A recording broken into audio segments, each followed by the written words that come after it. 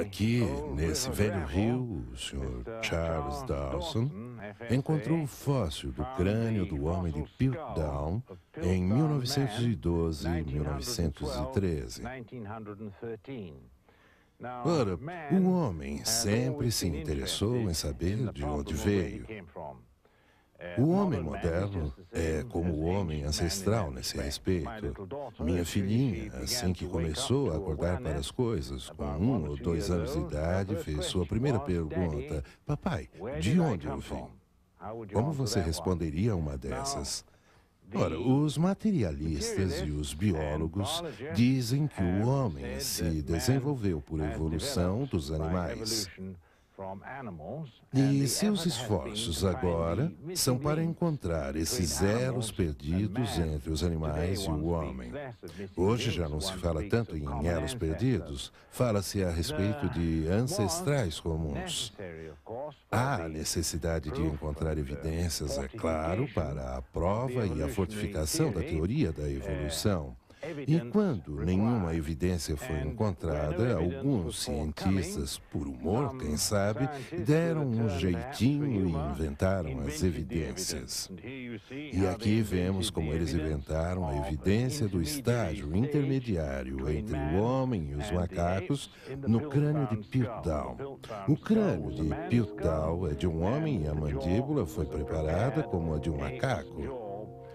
Então, ela serviu por 35 anos como tal estágio intermediário, até que foi descoberto pelo pessoal que trabalha no Museu Britânico que o que havia era uma mandíbula de macaco acoplada a um crânio humano, e que foi uma brincadeira proposital deliberada.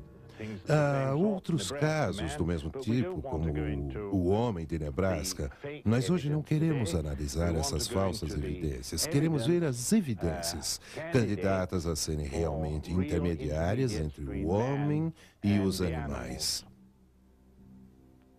Em todos os lugares do mundo, as pessoas estão tentando há anos encontrar evidências conclusivas para provar que o homem evoluiu do mundo animal. Primeiramente, as pessoas achavam que o homem Neandertal era um bom candidato para o elo perdido, mas hoje todos estão convencidos que o homem Neandertal foi totalmente humano. Um dos mais conhecidos candidatos de hoje é encontrado na África.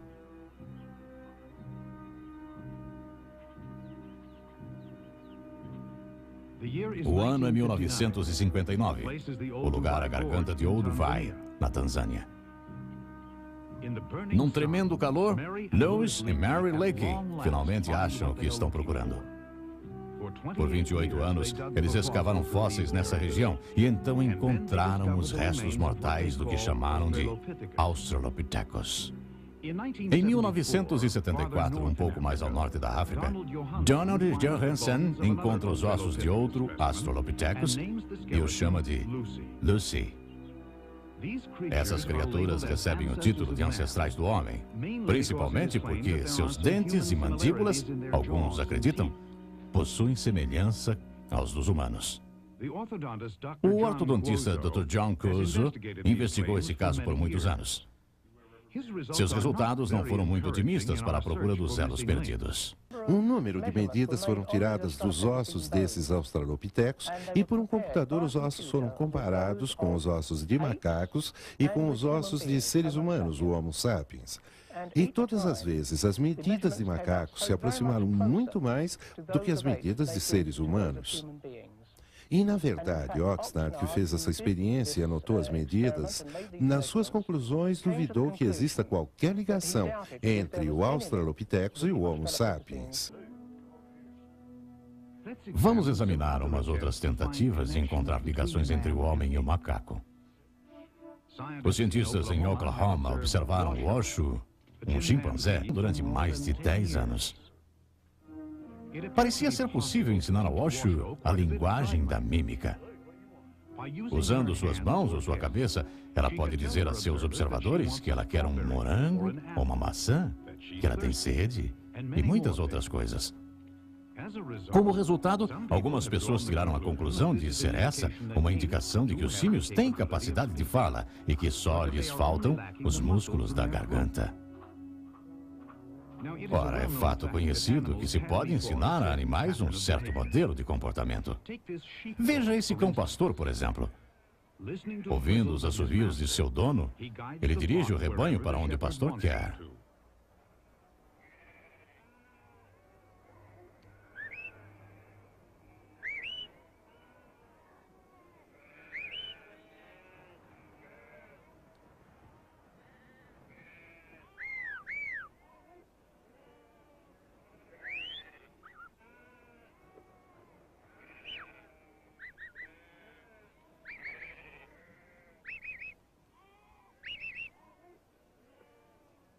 Mas será que uma reação aprendida a certos sinais é uma indicação real da capacidade da mente para o pensamento coerente e a fala?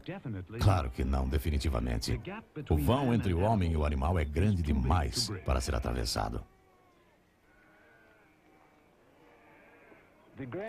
A grande dificuldade é que existe uma grande lacuna entre o homem e os animais. O homem tem um computador que controla sua linguagem e tem um centro de fala no cérebro que o animal não tem. Muitos protestam quando falamos desse jeito, porque um animal pode aprender um vocabulário, um cachorro pode aprender os assovios do seu dono e reagir de acordo, e eles poderão se comunicar um com o outro. Um golfinho pode aprender a linguagem da mímica. O macaco, o Washoe, por exemplo, na América, dizem ter aprendido uma linguagem de mímica. Um animal pode aprender um vocabulário, mas ele não aprende a língua gramatical. E essa é a grande dificuldade, pois fazer isso requer um computador muito complexo.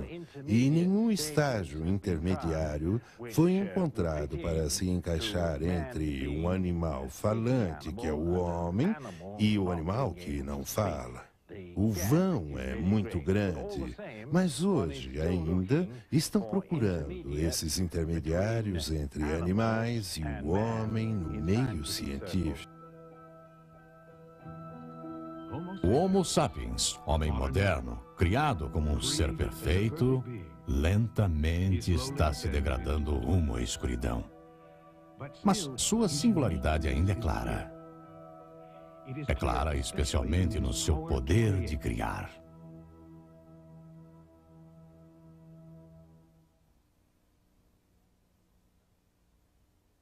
E essa criatividade, independente das dissonâncias que se tem infiltrado, é provavelmente a melhor evidência que o homem foi criado à imagem e semelhança de Deus.